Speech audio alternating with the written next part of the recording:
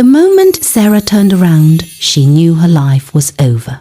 Standing in her small mud house, water dripping from her torn dress, she faced something that made her blood freeze. The river god stood there, tall and shining, his silver hair flowing like water, his eyes burning with ancient fury. She had slammed the door shut just seconds ago, thinking she was safe. But gods don't need doors. You thought you could escape me? His voice rumbled through the tiny room like thunder. Sarah fell to her knees, shaking so hard her teeth chattered. "Please, please, I won't sing at the river again," she whispered, tears streaming down her face. But before we understand why the water god was hunting Sarah, we need to go back to where it all began. And trust me, what happens next will shock you to your core. Sarah was a poor young girl who lived with her cruel aunt, Mary, in a small mud house at the edge of Lagos City. The house sat between tall buildings and busy roads, but their corner felt forgotten by the world. Sarah had lost her parents in a car accident when she was 5 years old. Since then, Aunt Mary took her in, not out of love, but because she needed someone to do all the housework. Every single day, Sarah worked from morning till night. She swept the compound, washed clothes by hand, cleaned the bathroom, cooked the rice and beans, and scrubbed the floors until her knees were raw.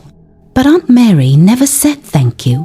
Instead, she shouted at Sarah, beat her with a wooden spoon, and called her lazy and useless. "You eat my food, you sleep under my roof, but you can't even work properly," Aunt Mary would scream every day. On this particular day, the day that would change everything, Aunt Mary gave Sarah a big plastic bucket and shouted, "Go to the river behind the market and fetch water. And don't come back late, you good-for-nothing girl." Sarah quietly picked up the bucket. Her stomach was completely empty. She hadn't eaten anything all day. Her feet hurt from walking to the market earlier that morning, but she had no choice. She walked slowly toward the river path, wiping sweat from her face with her torn t-shirt. As she walked through the busy streets of Lagos, dodging cars and motorcycles, she began to sing softly to herself. "Oh river, take my pain away, wash it far, far away. Oh God, hide my tears, don't let them see me cry." It was a song she made up herself. Whenever Sarah was sad or tired, she sang. Her voice was soft and sweet, like honey mixed with morning rain. People on the street would sometimes stop and listen, amazed by how beautiful her voice sounded. She reached the small river that flowed behind the big market. It was a quiet place where only a few people came to fetch water. Sarah dropped her bucket beside a large rock and sat down. The water was peaceful and clean.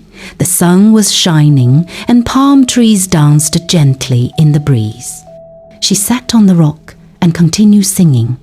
She closed her eyes and let her voice rise with the wind. Her words flowed like the river itself. She sang about her pain, her dreams, and her wish to be loved by someone, anyone. But suddenly, the river began to shake. The water bubbled and swirled in the middle, like something huge was rising from the bottom. Sarah stopped singing and opened her eyes. What she saw made her heart stop beating. A man was coming out of the center of the river. But this was not just any man. He was tall and shining like he was made of light. He wore a long white robe that seemed to glow in the sunlight. His hair was long and silver, flowing down to his waist like liquid metal. His eyes were sharp and full of fire. His face was strong and handsome, but very, very angry. Sarah gasped and tried to run, but her legs refused to move. It felt like her feet were stuck to the ground with super glue. "How dare you disturb me every day with your voice?" the man shouted. His voice was deep and loud, like thunder rolling through the sky. The trees shook. The river splashed high into the air. Birds flew away in fear. Sarah fell to her knees, trembling like a leaf in a storm. "Please don't kill me," she cried, her voice shaking so badly she could barely speak. She looked behind her, hoping someone was nearby to help her, but the path was empty. No one else was at the river, just her and this angry spirit standing in front of her. "I didn't mean to disturb you," she sobbed. "I was only singing because I'm sad. Please, please forgive me." The river god stared at her in complete silence. His long silver hair blew in the wind like a flag. His eyes burned into her soul. Then, slowly, he began to sink back into the water. "If I ever hear your voice at my river again," he said, his voice getting quieter as he disappeared, "I will make sure you never sing again, ever." The water swallowed him completely, and the river became calm again as if nothing had happened. Sarah sat there in total shock. Her whole body was shaking like she had a fever. Her face was wet with tears and sweat. Her heart was beating so fast she thought it might jump out of her chest. She jumped up and ran as fast as her legs could carry her, completely forgetting her water bucket by the riverbank. When she reached home, Aunt Mary was standing by the door with a long wooden cane in her hand, tapping it against her palm. "Where's the water?" Aunt Mary asked, her eyes narrow and dangerous. "Auntie, I saw someone in the river. He came out of the water. He was angry and..." Sarah tried to explain, but before she could finish her sentence, whack! The cane landed hard across her back. Whack, whack. Aunt Mary beat her with pure anger. "You think you can fool me with your stupid lies?" she shouted. "So you left my bucket at the river? Who will buy me another one? Get back there right now and bring it." Sarah cried and begged, but Aunt Mary grabbed her by the arm and pushed her toward the door. "If you don't come back with that bucket, don't even think about entering this house tonight. You can sleep with the rats outside." Sarah held her sore back and walked away, still crying. The sun was already going down. The sky was turning orange and purple. Birds were flying home to their nests. People were turning on their lights. Street vendors were packing up their goods. Sarah walked quickly but carefully. She really didn't want to go back to that river. When she reached the path that led to the water, she stopped. Her body started shaking again, just thinking about it. Her heart whispered, "Go back home. Maybe Auntie will forgive you this time." But her mind said, "If you go home without that bucket, she will beat you until you can't walk." She stood under a street lamp for a long time, looking around. Maybe someone else would come so she could follow them, but no one came. The path was completely empty. She sat under a tree and waited. 1 hour passed. 2 hours passed. Still no one. It was now 9 p.m. The moon had come out, full and bright like a giant flashlight in the sky. The wind was getting cold. Sarah rubbed her arms and shivered. "I can't sleep outside," she said to herself. "I must get that bucket." So she stood up and began to walk toward the river again, step by slow step. As she reached the riverbank, she stopped and looked around carefully. The river was still and shiny. The moonlight made it look like liquid silver. She searched everywhere. In the grass, in the sand, behind the rocks. Her bucket was gone. "Where is it?" she whispered, stepping closer to the water's edge. She searched and searched, but the bucket had completely disappeared. Suddenly, fear grabbed her heart like a cold hand. What if the water god took it? What if he was still angry? Sarah fell to her knees and began to cry, louder this time. "Please, I just want my bucket back. Please don't hurt me. I promise I'll never sing here again." The river didn't move. Everything was quiet. But then, a small sound, a ripple, a voice, very quiet, but very close. "You came back?" Sarah froze completely. Her eyes went wide. Her mouth opened, but no words came out. Every muscle in her body turned to stone. That voice. She knew that voice. "You came back," the river god said again. And this time his voice was closer. Before Sarah could even think about moving, the water began to bubble and swirl once more. Slowly, powerfully, he rose from the center of the river again. But this time, he looked stronger and much angrier than before. His long silver hair flew in the wind like he was underwater. His white robe shined brighter than the moon itself. His eyes burned like fire, and his face showed pure rage. "Oh!" Sarah screamed and fell backward into the sand. She didn't wait another second. She jumped up, grabbed her torn dress, and ran like her life depended on it. She didn't care about the bucket anymore. She didn't care about the cold night air.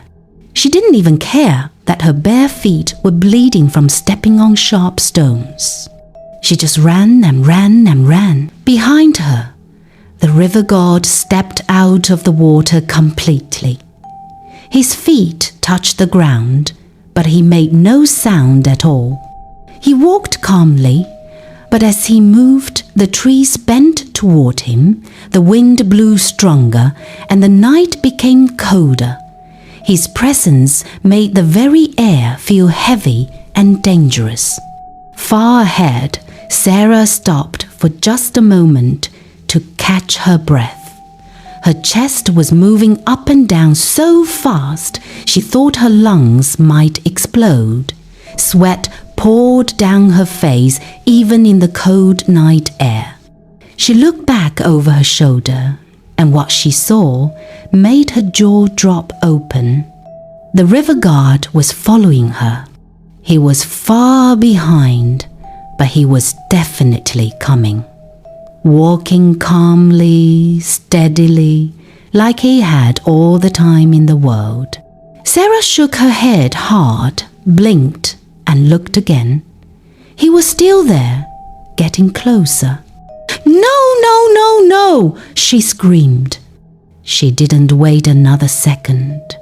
She ran faster than she had ever run in her entire life, all the way home. She reached her compound and banged on the wooden door so hard it shook on its hinges. She ran inside and locked it quickly behind her, her whole body shaking like she was having a fit. "We's chasing you!" Aunt Mary shouted angrily, rushing into the room with her wooden cane raised. "And where is the water? I sent you to fetch water. Where is my bucket?" Sarah tried to speak. She pointed outside with her trembling hand. She opened her mouth, trying to say, "He's coming! The river god is coming!" But no sound came out of her mouth. Nothing. She tried again. Still nothing. She raised both hands to her throat, pressing her neck, trying to force the words out. But her voice was completely gone. Then she realized something even worse. She couldn't hear her aunt shouting anymore. She couldn't hear anything at all. The world had gone completely silent. Sarah was now deaf and mute. She opened her mouth again, moving her lips, trying to scream. Nothing. She pressed her ears hard, trying to hear something, anything. Complete silence. She waved her arms wildly, crying tears of panic. Her lips moved desperately, but no words came. She pointed outside, crying harder. She fell on her knees, holding her throat, hitting her chest, trying to force sound out. But all she heard was nothing. Her aunt and her 2 daughters stood there staring at her like she had gone completely crazy. Then suddenly they all burst into loud laughter. You lost your voice and your ears because of one bucket? Aunt Mary laughed, clapping her hands and pointing. So now you are acting like a crazy person because you properly sold my bucket. Look at you pointing like a monkey. Her daughters laughed so hard they held their stomachs and rolled on the floor, pointing at poor Sarah, who was still trying desperately to speak. Sarah was still kneeling and crying when Aunt Mary shook her head and picked up her small lamp. "Let me go and see this nonsense you're trying to show us," she said, walking toward the door. She opened it and stepped outside, holding the lamp high. She looked left, she looked right. She walked a few steps forward, looking around carefully. Nothing. No river god, no shadow, no sound. She turned back and entered the house, more angry than before. "Stupid girl! You want to use fake craziness to escape paying for my bucket!" Aunt Mary shouted. "You think I'm a fool?" She grabbed Sarah roughly by the arm and dragged her toward the door. "Go back to that river right now! I don't care if you die there. You will not sleep in my house tonight. No food, no bed, no nothing. Bring my bucket." Slam! She pushed Sarah outside and locked the door from the inside. Sarah stood there, completely shocked and broken. She banged on the door with her fists, trying to say please, but no words came out. She couldn't even hear the sound of her own knocking. She turned and looked down the dark road that led back to the river. Her heart was beating so loud she could feel it in her ears, but she couldn't hear it. Her knees felt weak like water. She had no choice. She began to walk slowly back toward the river, taking small, scared steps. She looked behind her every few seconds, and then she froze completely. Standing there under the bright moonlight, about 50 meters away, was the river god. He hadn't disappeared at all. He was still following her, just like he promised. Sarah dropped to her knees right there in the middle of the road. Her eyes filled with tears again. She opened her mouth to beg for mercy, but she couldn't hear her own voice, and no sound came out anyway. She looked up at him like a small child, begging her father not to punish her. The river god didn't speak this time. He just raised his hand calmly and made a simple gesture. He pointed forward, then pointed at her. "Get up, keep walking." Sarah wiped her tears with the back of her hand and stood up slowly. Her legs were shaking so badly she could barely stand, but she obeyed. He gestured again. "Walk." So Sarah walked. Step by terrified step, her legs shaking, her heart jumping, her tears falling like rain. But then the river god stopped suddenly and turned his head toward Aunt Mary's house. He stared at it for a long, long moment. And then something very strange began to happen. The sky above Aunt Mary's house started to turn black. Dark, heavy clouds gathered quickly, but only over their roof. Then it began to rain heavily, but the rain was falling only on their house. Thunder cracked in the sky like a whip. The wind began to blow harder and harder, a wind so strong it made the whole house shake. Inside the house, Aunt Mary and her daughters were getting ready for bed when they heard a loud creaking sound from above. Crack! Suddenly, the wind grabbed their entire roof and lifted it high into the air like it weighed nothing. Crash! The roof flew across the compound and smashed into pieces outside the gate. Rain poured into the house like a waterfall, soaking everything, their beds, their clothes, their food, everything they owned. They screamed and ran from room to room, but there was nowhere dry to hide. The strangest part was that all the houses around them were completely dry. The rain was falling only on their roof, like God himself was angry with just their family. "What kind of evil is this?" Aunt Mary screamed, running around in circles as rain soaked her from head to toe. She tried to run to the door, but the wind was so strong it kept slamming the door shut. They were trapped inside their own house as rain destroyed everything they owned. Back on the road, Sarah had no idea what was happening behind her. She just kept walking toward the river, crying silent tears. The river god walked behind her calmly. The wind around them was gentle and peaceful. The path glowed softly in the moonlight. Sarah didn't know where exactly she was going. She didn't know what would happen when they reached the river. But something deep in her heart told her that nothing would ever be the same again. When they finally reached the riverbank, Sarah was still trembling with fear. Her bare feet touched the cold earth. Her hands were shaking like leaves. Her heart was beating so loudly she could feel it in her whole body. And then she saw it, her bucket. It was sitting by the rock, exactly where she had left it hours ago. Her eyes went wide with surprise. She gasped and realized she could hear her own gasp. She ran quickly to the bucket and grabbed it, falling to her knees beside it.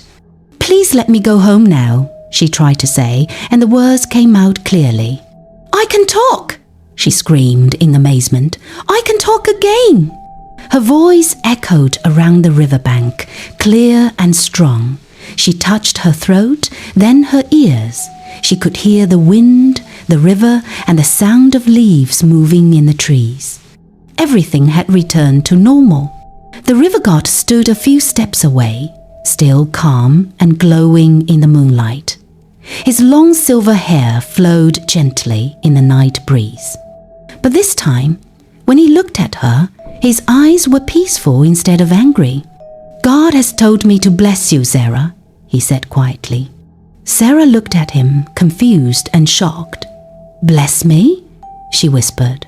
"Why? I thought you were angry with me." The river god smiled, actually smiled, for the first time. "Your heart is pure, child. Your pain has reached heaven itself." He lifted his hand to his neck and removed a golden necklace that had been hidden under his robe. It was the most beautiful thing Sarah had ever seen, shining brighter than the moon, brighter than the stars, brighter than anything in the world. He stretched his hand toward her. "Open your hands." Sarah obeyed, still kneeling, holding her palms up toward him. He placed the golden necklace gently in her hands. The moment it touched her skin, it felt warm and alive, like it had its own heartbeat. "I bless you with this," he said. "But listen to me very carefully, Sarah. If you want to live, if you want to see tomorrow, Nebraska will return to your aunt's house, you will not live to tell your story if you do." Sarah's eyes went wide with fear. She looked down at the gold in her palms, then back up at him. "Why?" she asked, her voice shaking. "What do you mean? What will happen if I—" But before she could finish her question, he was gone. Just like before, he vanished into the river without making a single splash.